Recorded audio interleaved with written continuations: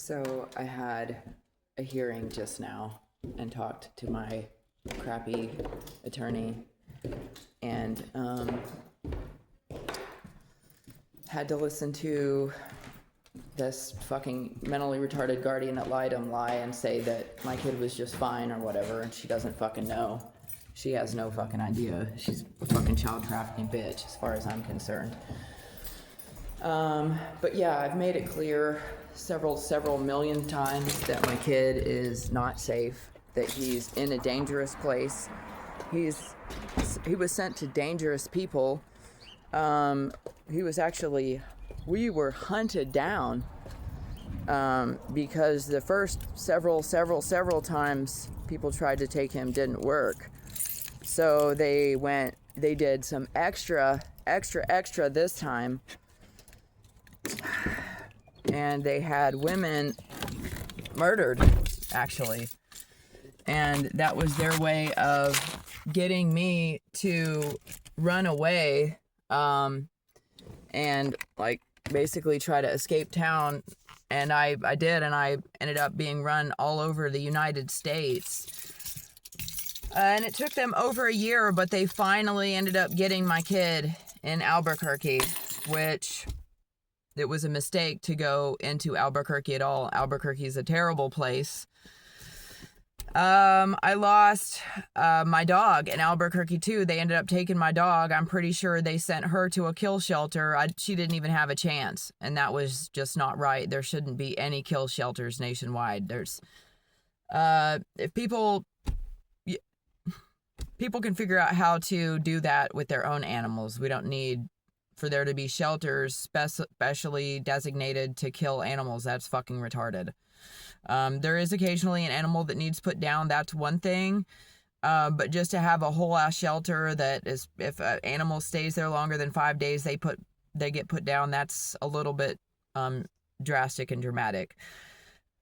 But anyways, even though that's not the same subject, I didn't want to not say that or forget to say that. I feel like that I just have so much to say, and that there's so much that needs stated that I never get a chance to say it all. So little weird segue thoughts like that, I'm just going to go ahead and throw them out there. But back to the subject about my kid. My kid is not in a safe place. He's in danger. He's with dangerous people who did heinous and terrible things to get him into their care. They weaponized multiple different white-collar systems in order to manipulated and bribed and paid people to be able to get my kid.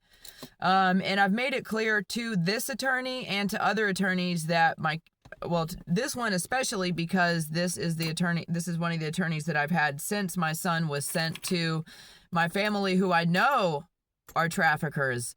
And the fact that his foster mother that he was with before being sent to my family was all hunky-dory with all of them and cooperating with them and on the phone and being buddy-buddy with them shows me that she's a trafficker too. So you've got at least one foster parent. If there's one, there's more. At least one foster parent in Albuquerque, New Mexico, who has a whole house full of kids, and she's a child trafficker right now. Yeah, she is. This is my 4th year this time of dealing with these people. I had a child 9 years ago who I was able to spend his first 3 years with. And then my family weaponized child protective services against me. My family who sold me into slavery and has had me held captive and trafficked and held in isolation and in extreme poverty, attacked, assaulted, exploited my entire life, and I'm 40 years old. Those are the people who ended up with my youngest kid. Yeah, they literally held us hostage, and then when my kid was 3, after they came and visited me, which is one of the last videos that I made about my parents inviting me to cruise ships and everything, they came and visited me for a second, and my dad said, "Goodbye, LaDonna, my firstborn." And after they left, I was attacked severely. I mean, wasn't it after they left, things got pretty weird. The COVID stuff happened. COVID kicked in or whatever, but things were really weird. After they left, things got really dark. The community around me got really dark. The people around me got really dark. Things got much worse, and I ended up losing my kids, my place, my vehicle. I had to go, well, I went and got it out of, it was impounded anyways. Officer Boatwright stole my driver's license that night and all the money that I had, $80. The night that they arrested me and took my kid off of a held warrant after I'd already called in and asked about warrants, and they told me that I didn't have any and that everything was fine. They just like turned it on while I was standing there. I guess they call it a held warrant, where they can hide your warrant until they're ready to use it for whatever reason if they need it, and then they all of a sudden turn it on and say that you have an active warrant and arrest you. Anyways, something dumb, I don't know. It sounds corrupt to me. But at that time, my kid was 3 years old, and I actually was the one to go to the police in that situation because things were really bad. Like, I found a severed finger and all kinds of stuff. And my 3-year-old was like, "Mommy, don't go to the cops. They're bad. They'll arrest you." He's like, "I know what you're trying to find out." And it's true. They really are evil to us. Those people are bad, and they do bad things to us. And he was talking about the trafficking network who we were being held hostage by, which was a group in the community, which was basically the entire community working together, acting like they were innocent and that I was the crazy one or whatever. I would put up cameras, like I had to sneak out to buy these cameras, and then I would set them up and they would get messed up every time. So people were watching me in my apartment while I was alone. I couldn't even set up cameras. I couldn't even leave a listening device or a camera in a vehicle. Like, no matter what I tried to do to do counter surveillance, it would never work. So I could tell all the time that basically there were cameras on me, and that I had been made a fucking slave of. I'm just being real with you. Like, my kid isn't in a good place. My family held us fucking hostage my entire life, their entire lives that they were with me. And then I actually ran away from the place where we were being held captive, which they set me up to run away because they didn't want my kids and I to be in the safety of this apartment where I lived. They had sacrifices, human sacrifices that were really, really bad in order to drive me away from my 3-bedroom apartment that I had. People railroaded me, making it to where I could only sell one of my vehicles for $300, and it was through one of the churches. So I got to find out the hard way that a lot of the churches around here are involved in Satanism, Luciferianism, paganism, necromancy, and that a lot of these churches have been infiltrated by the bad guys, and they are perpetuating the human trafficking issue. And the human trafficking issue is also sometimes a part of the Luciferian agenda, which I know a lot of people aren't going to believe, and they want to act like that's all bullshit or whatever, but it doesn't change the fact that I'm trying to tell you about something that's very real here, which is that my psychotic family chased me across the nation to end up with my kid. So I had him for 3 years, and then they took him away, and they made me wait 2.5 years. I had to fight and struggle and jump through their hoops every single day for 2.5 years, and I had to go through all of their psychological torment and abuse and all of the horrible things that they had for my children and I to experience. And then they finally gave my kid back, and then I was attacked again, which I'd already told everyone was going to happen. I was like, hey, we're being stalked, we're being trafficked, we're being exploited, where all of these things are happening to us, and no one's listening to us. No one's taking the steps to protect us. This is a sick, demented situation that I'm in, and nobody's doing anything to improve the situation. And I've spoken up about it. I've spoken up to federal agents. I've spoken up to police. I've spoken up to CYFD. No one did anything about the situation, the fact that my children and I were being attacked and stalked. No one did anything about it. So when they gave my kid back after 2.5 years, and during that 2.5 years, they only let him come visit my apartment a couple times because they secretly had cameras up in my apartment and they were uploading me, live streaming me to the dark web and OnlyFans or Backpage or whatever it was, or all of them or something like that. I don't even know. And they make sure that I don't know where I'm being uploaded to, because then I could get help for myself and I could report those pages, and then those people would stop making money off of me, which is what no one wants to happen. Everyone needs for me to apparently just be abused and exploited and enslaved. And, you know, it took me 2.5 years of being separated from my baby, okay, to get him back. And then these people had me attacked again. They had me assaulted. They filmed it. It was very, very abrupt. They were in my bedroom when I came home. You know, they were already there.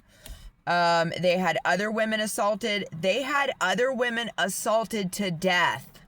Okay? Assaulted to death. They killed these women, and they had me assaulted so many times. They killed women. That's how badly they wanted my kid, okay? They killed these women heinously, and they sent us running away from them, okay? Because if there was a police force or federal agents or anyone who was dependable at all, I could have called on them, right? But I couldn't, because they're not dependable anymore, because they're trafficking us, okay? And exploiting us online and everything else. I've asked and I've asked and I've asked for help.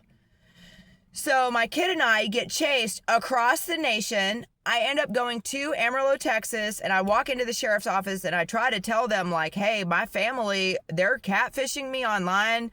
I think that they're making sites of me. I think that they're collecting this. They're trying to collect video and image. They're always hitting me up on these catfishing accounts asking for fucking pictures and videos, and I know it's my family. And they're really fucking incesty and nasty, and they fucking killed my grandpa. And I told them all this information, and I said, there's a guy who used to take pictures of me with my parents or for my parents or whatever. His name is Brian Almerode. He's a sex offender right now in Amarillo, Texas. He was messing with girls the same age as I was when he was bending me over his fucking bed and taking pictures and all that. My parents were sending me with him so that he could do that.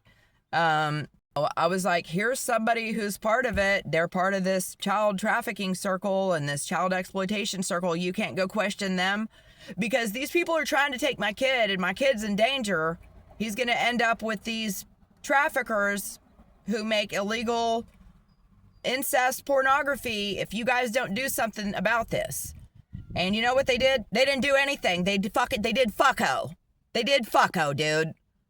And then, because everybody was so upset that I'd actually shown up to make a report, they then chased me from Amarillo down into Hobbs, New Mexico, to Tatum, New Mexico, where I watched my stepmom drive back and forth looking at me all evil and weird and shit. And it was like kind of kept for a second in this hotel in Tatum, New Mexico. It was called like the 360 or the 380 or whatever. Anyways, it's just like a hooker hotel. You can go there and just like rent it by the hour or the day or whatever, and it's completely trash. The old man doesn't clean it. But it's just like where people go to do whatever.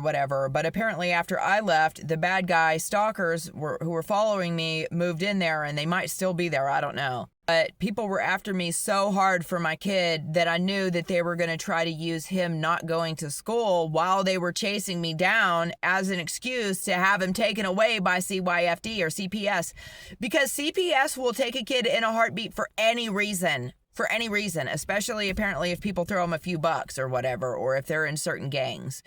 And honestly, it shouldn't be allowed. They should not be allowed to be in the Eastern Stars, in any cults, groups, covens, anything like that. If they are getting hired on because they hate Christians, that's not a good reason to hire a CYFD worker. They like to have child sacrifices. That's not a good reason to hire her as a social worker. That's gonna be a bad social worker, okay? Yeah, so, and when they kidnapped my kid, like, they legitimately kidnapped my kid when they took him the last time. They completely did it totally illegally. But anyways, I got him back after 2.5 years, and then we were attacked again, and I had to listen to these women be heinously murdered, like, by livestock, okay?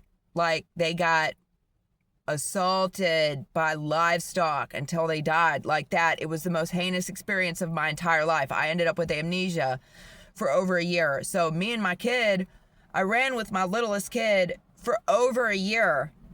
And then when I fucking made it to Albuquerque, New Mexico, that's when people set things up with the cops. Like, me and my kid tried to escape Albuquerque, and the cops picked us up, took us back to the very same hotel that I had just escaped from, which was a Motel 6. And then they left us there, and I didn't know what to do. I didn't know if I was supposed to be, like, coming up with money to pay for the room. What? I don't know. I had no idea. Nobody said anything to me. And then while I was in there, no one would talk to me. No one who worked for Motel 6 would speak to me at all. They put me in a nasty room. Like, the cops, whenever I showed back up, they all put me in a room where I came in and somebody had some kind of intercourse type relations on the bed, and there was red lube and spooge and shit all over the fucking bed that my kid and I were supposed to sleep in. There was a melted bag of meth in the heater, so it was cold at night, and we couldn't use the blanket and we couldn't use the heater, and we were just stuck in that filthy ass disgusting fucking room in Motel 6. Then, like, it got to be like 4 or 5 days into that, and like, I'm surrounded by people all around me getting busted. Like, the ATF shows up, the DEA motherfuckers are getting busted in there. There's people getting busted for drugs, for trafficking. The bomb squad shows up. All kinds of stuff is going down while my kid and I are stuck in this motel room, in this hotel room, with no money, nothing. Completely stuck, don't know anybody, there's no one to call for help, nothing, and I have no fucking idea what to do at this point. So I'm, like, desperately trying to, like, meet somebody online. Like, is there anyone who can, like, you know what I mean? Because time's a ticking, and if I get kicked out of this hotel room and I don't have a place to go immediately, I'm gonna get jumped by my stalkers. I'm going to get attacked. I'm going to get picked up by traffickers or something like that while I have my little kid with me. There's no telling what kind of situation it could be. So I'm, like, desperately not trying to waste my time and try to find some way out and figure out what the fuck to do. Don't get me wrong. Like, I'm not just sitting there wasting my time smoking crack being a fucking dumbass, okay? Like, after you're harassed and exploited and tortured and abused, and you're worried about your kids, and you're running for your life and shit, you're not gonna just sit around and fucking smoke crack at that point and dick off and be a fucking dumbass. You know, I really was trying to keep my kid alive and keep my kids safe and keep us safe, and honestly, like, people made that impossible. Like, I am really upset with the United States of America right now, because I was put through something fucking dire, something incredibly distressful, like, end times apocalyptic human hunting situation, and all across the United States, except for very few places, I was met with people looking at me like I was trash. One of the best places I ended up was actually Hobbs, New Mexico. There were poor Mexican people in Hobbs, New Mexico, handing my kid and I money just because they saw that we were outside with nothing. And I never was treated like that anywhere else across the entire United States. But the poor people of Hobbs actually stepped up and fucking helped when they saw me with my kid. Now, there were other times throughout the United States that I would go and I would fly signs and ask for help, but I wouldn't take my kid with me to beg on the streets, because I felt that would be manipulative, and I didn't want for, CPS to be called on me while I was begging on the streets. You know what I mean? Like, I was being chased and hunted down for my kids, so I had to do certain things because these people were trying to use the CYFD. They had been weaponizing the CYFD system against me, the social worker, the CPS system against me. And they've been doing that for the last 22 fucking years of my life. Since my oldest son, who's an adult now, was a baby, I've been having to answer to these bitches for over 20 fucking years. And I was being stalked so severely that, like, while I was walking my kid to school and back in the terrifying place while we were living in a hotel room, which if I would have known I was going to go through all this, I would have just stayed in that hotel room this entire time. But while I was walking my kid back and forth, there was like a car with all tinted windows. It was like a high-end car driving past us real slow, all low profile, real slow, acting like they were going to stop the car. And I didn't know that we were potentially on an organ harvesting list, which meant that people weren't just going to pull up and shoot us in the face or whatever, shoot us or kill us in certain ways or attack us in certain ways. That when you're on these organ harvesting lists, you could only be taken out in certain ways, or you can't quite be taken out, yet they still need you to be alive while they remove those organs. Otherwise, it just doesn't work out the same. And I'm sorry if people under the age of 18 end up getting a hold of this, but honestly, it's better that you watch something like this than the other trash that these people, rated R trash, that people are trying to get you to... You might as well watch something real. Better than any of the crappy rap music your parents listen to while you're fucking riding around or any of that shit. So yeah, it took them over a year and a half, but when they finally got him, what they did was they waited until the middle of the night after everyone ignored me for days, to where I couldn't even ask them if I was supposed to leave, if I was supposed to pay. Every time I tried to speak to everyone, they ignored me. Even the people who were pushing the carts, all the housekeepers, everyone was supposed to ignore me. They ignored me to the point that I actually had to sleep in the same room as the jizzy blankets and shit like that the first night. The second night, I just put them in the fucking shit.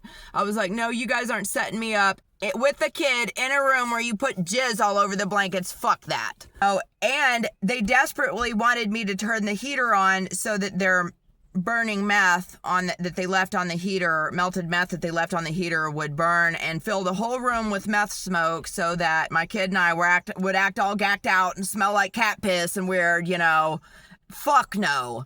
Okay, so yeah, that was the room the cops set me up in. So in the middle of the night, Motel 6, because, to help out with the child trafficking network, they kicked my kid and I out. It was after 11. My kid was asleep. My dog was asleep. I was just sitting there on my cell phone. And mind you, I'm not having people come over. You know what I mean? People are after my kid and I, so I'm not inviting crackheads in to smoke crack with me and bend me over the fucking bathroom sink, okay? Just to make that clear. Yeah. And they kick us out in the middle of the night. So in the middle of the night, I have to leave from a Motel 6 in Albuquerque, New Mexico, in the war zone, where there are 50 people smoking fentanyl that we have to literally walk through before we can finally make it down the street to the only place that's lit up, which is a McDonald's, where there are more people smoking fentanyl and drinking, and there's a man standing there with his hanging out of his pants. And my kid is like, after a few minutes of seeing all of this, he's like, Mom, can I just go back to sleep? And I'm like, that's not such a bad idea. And I made a bed for him, a very small bed, and I let him lay down for a second so that he didn't have to sit there and look at a man with his dick hanging out of his pants while these people were smoking fentanyl around us. And then my stalker family called CPS, or called the state troopers or the police or whatever, the sheriff or whoever, and he showed up and did the whole CPS thing, made a report, went through all that shit, and I'm going to have to make a part 2 to this in a second.